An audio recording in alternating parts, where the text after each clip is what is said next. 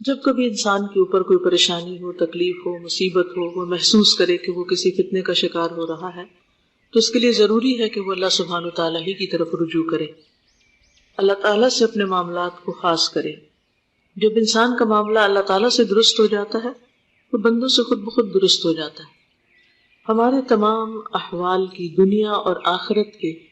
ان تمام کی اصلاح جو ہے، ان کی درستگی جو ہے وہ اللہ ہی کے ہاتھ میں ہے۔ ہمارے دلوں کا مالک بھی وہی ہے اور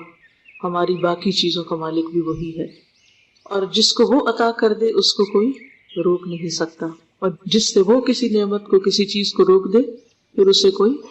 عطا نہیں کر سکتا، دے نہیں سکتا۔ اللہم لا مانع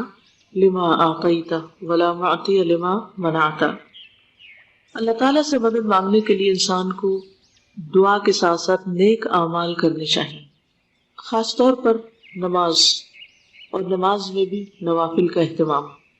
جیسے قرآن مجید میں آتا ہے وَاسْتَعِینُوا بِالصَّبْرِ وَالصَّلَاةِ، اور پھر نوافل میں خاص طور پر تہجد کی نماز کا اہتمام۔ پھر اسی طرح صدقہ و خیرات، کیونکہ صدقہ بلاؤں کو ٹالتا ہے، اور صدقے سے انسان کے دل کی تنگی دور ہوتی ہے۔ اپنا مال، وقت، اپنا علم لوگوں کے ساتھ شیئر کریں۔ پھر اسی طرح علم دین حاصل کریں، صحیح اور غلط کا فرق پہچانیں، صرف لوگوں کی باتوں اور جذباتی باتوں میں آ کر اپنے طریقے اور اپنے کام اور اپنے مقصد زندگی کو نہیں بدلیں، بلکہ قرآن و سنت سے رہنمائی حاصل کریں۔ پھر اسی طرح جو علم حاصل کریں اس پر عمل بھی کریں، اور علم صرف وہ نہ ہو کہ جس میں صرف ظاہری حلال و حرام کا فرق پتہ ہو، بلکہ اس کے ساتھ ساتھ اپنے باطن کا بھی تزکیہ کریں، اپنے دل کا تزکیہ کریں، دلوں کو روشن کریں، اپنے اخلاق کو بہتر بنائیں۔ پھر اپنے اندر خاص طور پر صبر و تحمل پیدا کریں، کیونکہ کوئی مصیبت جب آتی ہے تو اس کے جانے میں وقت لگتا ہے۔ یہ نہیں ہوتا کہ ادھر ہم کسی مشکل میں گرفتار ہوئے اور ادھر اچانک وہ ختم ہو گئی۔ ایک چیز آتی ہے اور پھر جاتے ہوئے وقت لیتی ہے۔ جب انسان صبر و تحمل اور برداشت سے کام لیتا ہے تو بہت سی مشکلات سے آسانی کے ساتھ نپٹ لیتا ہے، لیکن اگر جلد بازی سے کام لیتا ہے، بے صبری سے کام لیتا ہے، رونے دھونے اور چیخنے چلانے اور غلط قسم کی حرکتیں کرنے لگتا ہے، تو اس سے نہ صرف یہ کہ اس کی اپنی پریشانی بڑھتی بلکہ اس کے آس پاس کے لوگوں کی پریشانی بھی بڑھتی، اور مشکل یا مصیبت یا تکلیف یا فتنہ اسی وقت دور ہوتا ہے جب اس کے جانے کا وقت ہوتا ہے۔ پھر اسی طرح ہے کہ لوگوں کے ساتھ اپنے معاملات درست رکھیں، لوگوں کے ساتھ تعصب نہ برتیں، بغض اور عناد کو اپنے دل سے نکالیں۔ تعصب کیا ہوتا ہے کہ کسی سے اختلاف ہونے کی صورت میں اس کی اچھی بات بھی نہ لی جائے، اور پسندیدہ ہونے کی صورت میں غلط بات بھی لے لی جائے۔ تعصب حق کو قبول کرنے اور اس پر عمل کرنے سے روک دیتا ہے انسان کو۔ تو انسان ہمیشہ اپنا معیار حق اور باطل کا قرآن و سنت کو بنائے، اپنی پسند و ناپسند اور اپنی خواہشات کو نہ بنائے۔ پھر اسی طرح نیکی کے کاموں میں جلدی کریں، سستی اور غفلت سے بچیں، کہیں وہ وقت نہ آ جائے کہ نیکی کا موقع ہی چھن جائے۔ پھر فتنوں کے مواقع سے حتی الامکان بچیں، سنی سنائی باتوں پہ کان نہ دھریں، اپنے مقصد زندگی کی طرف نظر رکھیں، اپنے آپ کو تعمیری کاموں میں لگائے رکھیں، تخریب کاری سے بچیں۔ پھر احترام انسانیت بہت ضروری ہے، عام انسانوں کا احترام کریں، آپس میں ایک دوسرے کی عزت و آبرو کا پاس اور لحاظ رکھیں، دوسروں کے حقوق ادا کرنے میں دیر نہ کریں، کیونکہ حقوق العباد کا حساب زیادہ ہوگا۔ پھر اسی طرح اگر کسی سے اختلاف رائے ہو تو اس صورت میں قرآن و سنت ہی کو اپنا معیار بنائیں، جلد بازی سے کام لیتے ہوئے مخالفت اور بد اخلاقی پر نہ اتریں کسی کے ساتھ بھی۔ بعض لوگوں کی عادت ہی ہوتی ہے کہ اگر کہیں نقطہ نظر میں اختلاف ہو گیا تو ایک دم غصے میں آ جاتے، ایک دم چیخنا چلانا شروع کر دیتے، ایک دم دھمکیوں پہ اتر آتے یا دوسرے کے ساتھ بدتمیزی پہ اتر آتے ہیں۔ ایک دین پڑھے ہوئے شخص اور ایک نہ پڑھے ہوئے شخص میں بہت بڑا فرق ہوتا ہے۔ جو دین پڑھا ہوا شخص اور خاص طور پر قرآن پڑھا ہوا تو اس کا اخلاق ہی قرآن ہوتا ہے، اور قرآن میں پیغمبروں کا اخلاق ہمیں جو بتایا گیا ہے اور جس طرح انہوں نے اپنی قوموں کے ساتھ معاملہ کیا اور لوگوں کے ساتھ معاملہ کیا، اس سب کو ہم اچھی طرح سمجھتے ہیں کہ اس میں کتنا صبر اور کتنا حوصلہ تھا اور دوسروں کے لیے کیسی خیرخواہی تھی۔ پھر اسی طرح اگر آپ کوئی سچی بات کر رہے ہیں، کلمہ حق کہہ رہے ہیں، تو اس میں بھی اسلامی اقدار اور آداب کا خیال رکھیں۔ اگر کسی کے ساتھ آپ کا اختلاف رائے ہو جاتا ہے، چاہے گھر کے اندر چاہے باہر، تو اس میں بھی اپنے دلوں میں وسعت رکھیں، دوسروں کی آراء کو کھلے دل سے سنیں اور خیر خواہی سے کام لیں، اپنی ترجیح آخرت کو بنائیں۔ جب انسان دنیا کو ترجیح بناتا ہے تو ہی زیادہ فتنوں کا شکار ہوتا ہے۔ تو فتنوں سے حفاظت کے لیے انسان اپنے مرنے اور مرنے کے بعد کی دنیا اور زندگی کو یاد رکھے کہ ایک دن ہمیں اللہ کے حضور پیش ہونا ہے اور پھر ہمیں اپنے سارے اعمال کا حساب دینا ہے، جواب دینا ہے۔ کوئی دوسرا شخص ہمارے حصے کا جواب نہ دے سکے گا، اس لیے جو کچھ کریں شرح صدر کے ساتھ کریں، اپنے پورے دل کے اطمینان کے ساتھ کریں، کسی کے دباؤ میں آ کر نہ کریں، اور بندوں کی رضا سے زیادہ اللہ سبحانہ و تعالیٰ کی رضا کو سامنے رکھیں۔ کتاب الفتن نکال لیجیے، آپ کے پاس کتاب ہے؟ کس کے پاس نہیں ہے؟ کیونکہ حدیثیں کتاب سے پڑھی جائیں گی اور کتاب آپ کے سامنے ہونی چاہیے، اور نہ صرف یہ کہ اپنے لیے کتاب لیں بلکہ آپ میں سے سب ایک کتاب دوسروں کے لیے بھی لے لیں، معمولی سی قیمت ہے اس کی، جو آپ دوسروں تک بھی ان احادیث کو پہنچا سکتے ہیں تاکہ وہ بھی اپنے سوچ کو قرآن و سنت کے مطابق کریں۔ بسم اللہ الرحمن الرحیم، صحیح بخاری کا کتاب الفتن، فتنوں کے بیان میں، باب ما جاء فی قول اللہ تعالی واتقوا فتنة لا تصيبن الذین ظلموا منکم خاصہ وما كان النبی صلی اللہ علیہ وسلم يحذر من الفتن۔ باب اس بات کا بیان جو اللہ تعالیٰ کے قول میں آیا ہے، اور اس فتنے سے بچو جو ظالموں کو خاص نہیں پہنچتا، یعنی اس میں ظالم اور غیر ظالم، خاص اور عام، سب اس میں پس جاتے ہیں۔ تو اس سے سبق ہمیں کیا ملتا ہے کہ انسان فتنوں سے حد الوسع بچ کر رہے، اور پھر فتنہ و فساد کی صورت میں انسان ایسی چیزوں سے پرہیز کرے جو اسے کسی برے انجام سے دوچار کرنے والے ہوں، اور پھر جب کسی قوم کے اندر ایسی کوئی چیز پیدا ہوتی ہے کہ جو اللہ تعالیٰ کی ناراضگی کا سبب ہوتی ہے، جیسے لوگوں کے آپس میں لڑنا جھگڑنا، اختلاف کرنا اور اختلاف کا مخالفت میں بدل جانا، تو ایسی صورت میں انسان اللہ تعالیٰ سے دعا کرتا رہے، خود کوشش کر کے بچتا بھی رہے اور دعاؤں سے بھی مدد دے، اور کوئی ایسے کام نہ کرے کہ جس کی وجہ سے انسان کسی فتنے میں پڑ جائے۔ اور پھر خاص طور پر اس فتنے کے اس کی سزا اور اس کا جو وبال ہے اس سے بچنے کے لیے کہا جا رہا ہے کہ اگر تم نے اللہ کی نافرمانی کی تو کہیں ایسا نہ ہو کہ اللہ کا کوئی عذاب تم پر آئے، اور پھر وہ صرف ان لوگوں کو نہیں پہنچے گا کہ جنہوں نے غلط کام کیے ہوں گے، وہ ان کو بھی اپنی لپیٹ میں لے لے گا جو اس میں شامل نہیں تھے۔ تو اس سے ایک اور بات بھی ہمیں پتہ چلتی ہے، اور وہ یہ ہے کہ انسان دوسروں کو بھی غلط طرف جانے سے روکے، یعنی صرف اپنی ہی فکر نہ کرے بلکہ اوروں کو بھی منع کرے۔ اور نبی صلی اللہ علیہ وسلم کا جو اپنی امت کو فتنوں سے ڈراتے تھے، یعنی بیان ہے نبی صلی اللہ علیہ وسلم کی بات کا کہ آپ نے اپنی امت کو فتنوں سے آگاہ کیا، خبردار کیا، ڈرایا۔ حدثنا علی بن عبد اللہ حدثنا بشر بن السری حدثنا نافع بن عمر عن ابن ابی ملیکۃ قال قالت اسماء عن النبی صلی اللہ علیہ وسلم قال انا على حوزی انتظر من يرد علي فيؤخذ بناس من دوني فأقول أمتي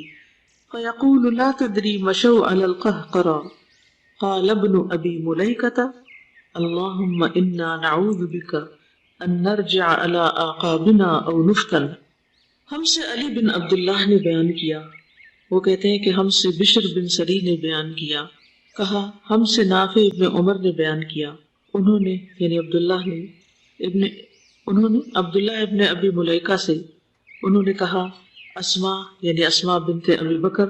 رضی اللہ تعالی عنہا نے نبی صلی اللہ علیہ وسلم سے روایت کی، آپ صلی اللہ علیہ وسلم نے فرمایا قیامت کے دن میں اپنے حوض پر اپنے پاس آنے والوں کا انتظار کر رہا ہوں گا، یعنی آپ پہلے پہنچ جائیں گے وہاں،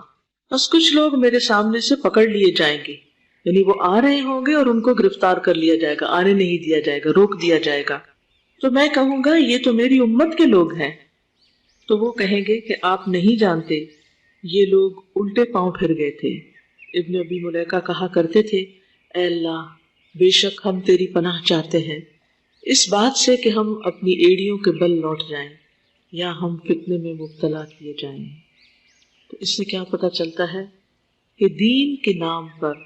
کوئی ایسا کام کرنا جو قرآن و سنت سے ثابت نہ ہو وہ بدعت کہلاتا ہے، یعنی جس کو ہم کار ثواب سمجھ کے کرتے ہیں ایمان میں، عبادات میں، عقائد میں، تو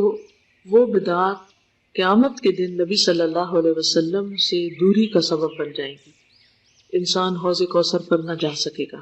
اس لیے بہت محتاط ہونا چاہیے کہ جس چیز کو آپ دین سمجھ رہے ہیں کیا واقعی وہ دین کا حصہ بھی ہے یا نہیں، کیونکہ بعض چیزیں تو دین کے خلاف ہوتی ہیں اور ہمیں سمجھ آ رہی ہوتی ہیں، نظر بھی آ رہی ہوتی ہیں، حرام چیزیں ہوتی ہیں، مکروہ چیزیں ہوتی ہیں، ان سے تو ہم بچ جاتے ہیں، ان سے محتاط رہتے ہیں کہ یہ نہیں کرنا۔ اصل امتحان انسان کا اس وقت ہوتا ہے جب انسان دین کے نام پر کچھ چیزوں کو دیکھتا ہے اور انہیں پہچان نہیں پاتا کہ یہ دین ہے یا نہیں، وہ دین نہیں ہوتی، دین کا حصہ نہیں ہوتی، دین کی تعلیم نہیں ہوتی، لیکن لوگ ان کو دین سمجھ رہے ہوتے ہیں کیونکہ وہ دین کے نام پر کی جا رہی ہوتی ہے۔ اس میں کس قدر ڈرنے کی بات ہے، اور کتنے خوف اور کتنی پریشانی کی بات ہے کہ انسان اس چیز کو دین سمجھ لے جو دین ہے نہیں، یعنی بغیر دلیل کے کوئی کام کرے۔ تو اس لیے آج کے دور میں خصوصاً اور زیادہ محتاط ہونے کی ضرورت ہے کہ ایسا نہیں کہ جو بھی شخص دین کے نام پر آپ کو کسی بھی کام کرنے کے لیے بلائے اور آپ اس کے پیچھے چل پڑے، نہیں، آپ نے یہ دیکھنا ہے کہ اس کی دلیل قرآن و سنت میں کیا ہے، کیا واقعی ہمیں اس چیز کا حکم ملتا ہے، اور اگر نہیں تو چاہے وہ بظاہر بڑا دینی حلیہ بنائے ہوئے ہو اور بہت ذکر اذکار کا بھی پابند ہو یا بہت کوئی دیندار شخصیت نظر آتی ہو، لیکن اگر وہ نبی صلی اللہ علیہ وسلم کی سنت پر عمل نہیں کر رہا، یعنی حقیقی معنوں میں دلیل کے ساتھ، یعنی کچھ چیزوں کو لیے ہوئے اور کچھ چیزوں کو اپنے پاس سے دین بنائے ہوئے، تو اس سے محفوظ رہنا، بچ کے رہنا، کیونکہ یہاں پر جو دعا بتائی گئی ہے، اللہم انا نعوذ بک ان نرجع علی اعقابنا، یعنی اپنی ایڑیوں پہ پیچھے پھر جائیں، یعنی اصل دین سے پلٹ جائیں، یا یہ کہ ہم فتنے میں مبتلا کیے جائیں۔ حدثنا موسى بن اسماعیل حدثنا ابو عوانۃ عن مغیرۃ عن ابی وائل قال قال عبد اللہ قال النبی صلی اللہ علیہ وسلم انا فرطکم علی الحوض فلیرفعن الی رجال منکم حتی اذا اہویت لأناولهم اختلجوا دونی فاقول ای ربی اصحابی فیقول لا تدری ما احدثوا بعدک۔ ہم سے موسیٰ بن اسماعیل نے بیان کیا، کہا ہم سے ابو عوانہ نے بیان کیا، انہوں نے مغیرہ سے، انہوں نے ابو وائل سے، انہوں نے کہا کہ عبداللہ بن مسعود نے کہا کہ نبی صلی اللہ علیہ وسلم نے فرمایا میں حوض کوثر پر تم لوگوں کا پیش خیمہ ہوں گا، یعنی پہلے پہنچا ہوا ہوں گا، تو تم میں سے کچھ لوگ میری طرف اٹھائے جائیں گے، یہاں تک کہ جب میں ان کو پانی دینے کے لیے جھکوں گا تو وہ مجھ سے ہٹا دیے جائیں گے، یعنی پہلے وہ قریب تک پہنچ جائیں گے لیکن جب میں انہیں دینے لگوں گا تو پکڑ لیے جائیں گے۔ میں عرض کروں گا اے میرے رب یہ تو میرے ساتھی ہیں، یعنی ان کے ظاہر حال حلیے سے کیا لگ رہا ہوگا کہ جیسے وہ آپ کی امت کے لوگ ہیں، تو فرمائے گا تم نہیں جانتے جو انہوں نے تمہارے بعد دین میں نئی نئی باتیں نکالی، نئی نئی باتیں نکالی، یعنی دین کے نام پر لوگوں کو گمراہ کیا، دین کے نام پر لوگوں کو بے دینی میں مبتلا کیا۔ اس کی پہچان اور بھی زیادہ مشکل ہے نا، کہ کتنے کام ایسے ہمارے معاشرے میں اب بھی ہو رہے ہیں کہ جو اصل دین نہیں ہے، جو نبی صلی اللہ علیہ وسلم نے نہیں کیا، جو صحابہ نے نہیں کیا، جو تابعین نے نہیں کیا، جو تبع تابعین نے نہیں کیا، وہ بعد کے دور کی پیروار ہیں۔ اس کے لیے دین کا علم حاصل کرنا ضروری، جاننا ضروری۔ حدثنا یحیی بن بکیر حدثنا یعقوب بن عبد الرحمن عن ابی حازم قال سمعت سہل بن سعد يقول سمعت النبي صلى الله عليه وسلم يقول انا فرطكم على الحوض من ورده شرب منه ومن شرب منه لم يظمأ بعده ابدا لا يردن علي اقوام اعرفهم ويعرفونني ثم يحال بيني وبينهم۔ قال ابو حازم فسمعني النعمان بن ابي عياش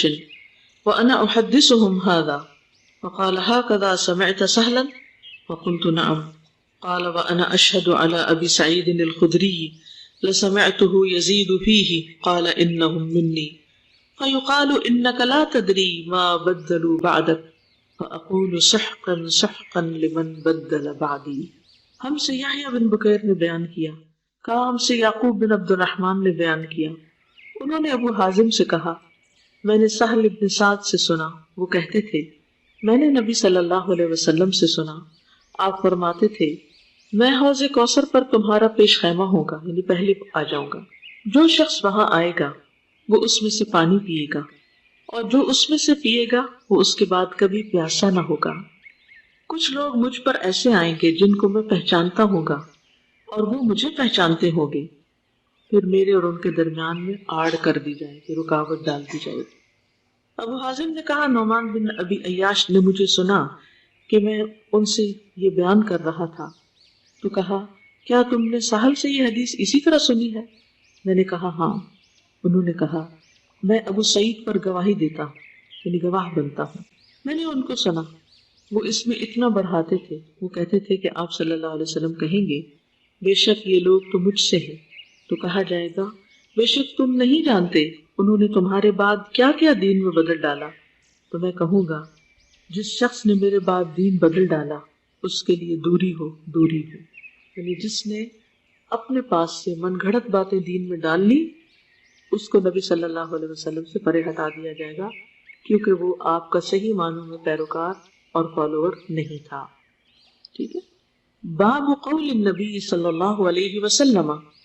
سترون بعدی امورا تنکرونها وقال عبد اللہ بن زید قال النبی صلی اللہ علیہ وسلم اصبروا حتی تلقونی علی الحوض. باب نبی صلی اللہ علیہ وسلم کا فرمانا ان قریب تم میرے بعد ایسے ایسے کام دیکھو گے جن کو تم برا سمجھو گے. اور عبداللہ بن زید نے کہا نبی صلی اللہ علیہ وسلم نے فرمایا تم حوض کوثر پر مجھ سے ملنے تک صبر کرتے رہنا. یعنی جس شخص کے پاس علم کی روشنی ہوتی ہے، جو صحیح اور غلط کے فرق کو پہچانتا ہے، وہ جب ایسی چیزوں کو دیکھتا ہے تو ان کو پہچان جاتا ہے کہ یہ دین کے نام پر لوگوں کو دھوکہ دیا جا رہا ہے، دین کے نام پر لوگوں کو بہکایا جا رہا ہے. ایسے لوگ عام طور پر من گھڑت باتیں دین کے نام پر منسوب کرتے ہیں. تو اب ہوتا کیا ہے جب انسان کسی کو بھی ایسے کام کرتے ہوئے دیکھتا ہے تو غصے میں آ جاتا ہے. جب کوئی غصے میں آتا ہے تو بعض اوقات زبان سے برا بھلا کہتا ہے اور بعض اوقات ہاتھا پائی پہ اتر آتا ہے. بعض لوگ تو ہتھیار بھی اٹھا لیتے ہیں اور دین کے نام پر ہی مسلمان ایک دوسرے کو مارنا شروع کر دیتے ہیں اور اس کو سراسر عین اللہ کی رضا کے مطابق سمجھ رہے ہوتے ہیں اور قانون کو اپنے ہاتھ میں لے لیتے ہیں اور خود ہر چیز کے اوپر ایکشن لینے لگتے ہیں. جو کام ان کے ذمے نہیں ہوتے وہ بھی ان کو اپنی ذمہ داری سمجھنے لگتے ہیں کہ جی ہم دین کا دفاع کر رہے ہیں اور ہم دین کی خدمت کر رہے ہیں، لیکن بہت دفعہ وہ دین کے نام پر فساد کر رہے ہوتے ہیں. تو ایسی صورت میں بھی انسان کو بہت محتاط ہونے کی ضرورت ہے کہ انسان اختلاف رائے کی صورت میں، مخالفت کی صورت میں کوئی بات ناحق اپنی زبان سے نہ نکالے، اپنے ہاتھ کو کسی ایسی چیز میں نہ اٹھائے اور کوئی ایسا ہتھیار نہ اٹھائے، کوئی ایسا کام نہ کرے کہ جس کی وجہ سے یعنی مسلمانوں کے درمیان خون ریزی شروع ہو یا قانون کی یا کسی بھی ایسی چیز کی مخالفت کی جس سے مسلمانوں کی صفوں میں انتشار پیدا ہو. بلکہ ایسے موقع پر کیا کرنے کو کہا گیا؟ ایسے فتنوں کے وقت میں صبر و تحمل سے کام لینے کی بات کی گئی. حدثنا مسدد حدثنا يحيى بن سعيد القطان حدثنا الأعمش حدثنا زيد بن وهب قال سمعت عبد الله قال لنا رسول الله صلى الله عليه وسلم انکم سترون بعدی اثرة وامورا تنکرونها قالوا فما تأمرنا یا رسول اللہ قال ادوا الیہم حقهم وصلوا اللہ حقکم. ہم سے مسدد نے بیان کیا، کہا ہم سے یحییٰ بن سعید قطان نے بیان کیا، ہم سے آمش نے بیان کیا، ہم سے زید بن وہب نے بیان کیا، کہا میں نے عبداللہ بن مسعود سے سنا، انہوں نے کہا رسول اللہ صلی اللہ علیہ وسلم نے ہم سے فرمایا ان قریب تم میرے بعد دیکھو گے کہ تم پر دوسروں کو ترجیح دی جائے گی اور ایسے کام جن کو تم برا سمجھو گے. انہوں نے عرض کیا یعنی صحابہ نے تو اے اللہ کے رسول صلی اللہ علیہ وسلم آپ ہمیں کیا حکم دیتے ہیں؟ آپ نے فرمایا ان کو ان کا حق ادا کرو اور تم اپنا حق اللہ سے مانگو. یعنی حق کی وصولی کے لیے تم فتنہ فساد نہ کرنا، آپس کی لڑائی جھگڑے سے بچنا. یعنی بعض اوقات ایسا بھی ہوتا ہے گھریلو زندگی میں، خاندانی زندگی میں بھی ایسا ہوتا ہے کہ آپ اپنے فرائض پورے کر رہے ہوتے ہیں لیکن دوسرا فریق اپنا فرض پورا نہیں کرتا، تو اس سے انسان کو بہت فرسٹریشن ہوتی ہے. بعض اوقات میاں بیوی کے کیس میں بھی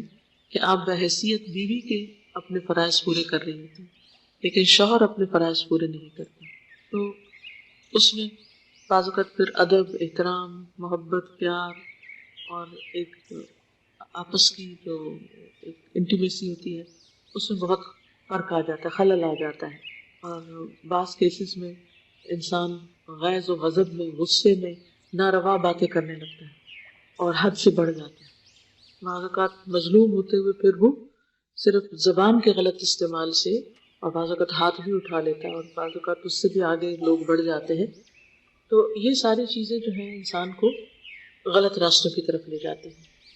ایسی صورت میں یہ تو نہیں کہ انسان یہ کہ اچھا ٹھیک ہے کوئی میرا حق نہیں دیتا تو نہ دے، کوشش کرے کسی بھی طریقے سے اپنا حق لینے کی، لیکن یہاں بھی تشدد اور شدت پسندی اور فتنہ فساد بڑھانا وہ درست نہیں. کوشش کے باوجود بھی اگر کوئی حق نہیں دیتا تو پھر اپنا حق کس سے مانگا جائے؟ اللہ سے مانگا جائے، اور اپنے فرائض ادا کیے جاتے رہے، یعنی اپنا فرض پورے کرتے رہے، اس میں کمی نہ کرے. کیونکہ جیسے کل بھی بات ہوئی تھی کہ کوئی ایسی چیز نہیں کرنی کہ جس میں انسان اپنے طرز عمل کو دوسرے کے تابع کر لے کہ چونکہ دوسرا میرے ساتھ ایسا کرے اس لیے مجھے تو ایسا کرنا ہی کرنا ہے. نہیں، آپ اپنے طور پر درست کام کریں، کسی کی وجہ سے غلط راستے پہ نہ چلیں. بعض لوگ کہتے ہیں ہمارے ماں باپ نے ہمیں صحیح تعلیم نہیں دی، تربیت نہیں دی، اس لیے اگر آج ہم بگڑے ہیں تو پھر ہمارا تو ذمہ نہیں، ہمارا قصور نہیں، ان کا نہیں. ٹھیک ہے انہوں نے اپنا فرض ادا نہیں کیا، لیکن جب آپ باشعور ہو گئے تو آپ کا کیا فرض بنتا ہے کہ آپ صحیح اور غلط کے فرق کو پہچان کر صحیح راستہ ہی اختیار کریں. اسی طرح یہ حکم جو ہے، یہ بات جو ہے وہ ایک عوام اور حکومت کے درمیان بھی ہو سکتی ہے کہ عوام ہوتے ہوئے بعض اوقات ہمیں اپنی کسی حکومت سے شکایت ہو سکتی ہے، اپنے اولو الامر سے شکایت ہو سکتی ہے، انتظامیہ سے شکایت ہو سکتی ہے، لیکن اس میں بھی انسان اپنا حق لینے کے لیے کوئی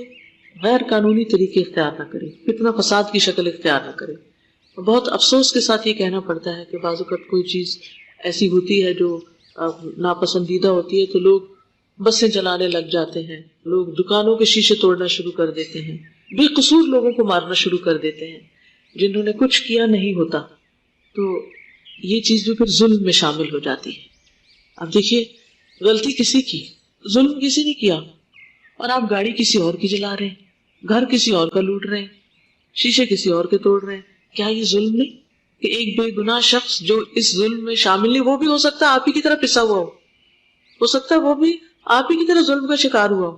تو وہ ادھر سے بھی ظلم کا شکار ہو اور ادھر سے آپ اس پہ ظلم ڈھا رہے ہیں. تو بعض اوقات احتجاج کے نام پر اور اپنے حق لینے کے نام پر ہم ظلم و زیادتی کا شکار ہو جاتے ہیں، ظالم بن جاتے ہیں. تو اس چیز سے بھی پرہیز کرنے کی ضرورت ہے. نبی صلی اللہ علیہ وسلم کی جو صفت ہمیں تورات میں ملتی ہے، یعنی آپ کی اخلاقی خوبیوں کے بارے میں، اس میں خاص طور پر ایک بات آتی ہے کہ آپ بازاروں میں شور شرابہ کرنے والے نہ تھے، یعنی بازار میں شور نہیں کرتے تھے. تو مجھے یہ بات اتنی اچھی لگتی ہے نبی صلی اللہ علیہ وسلم کے پارٹ پر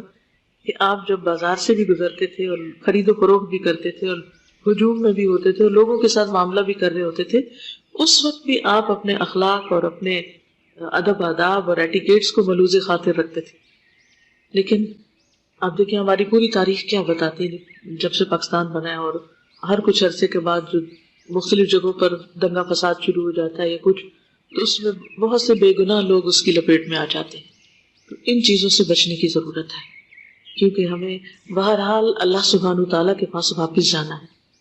اور وہ سب کچھ دیکھ رہا ہے کہ ظالم کون ہے اور مظلوم کون ہے اور کون زیادتی کر رہا ہے.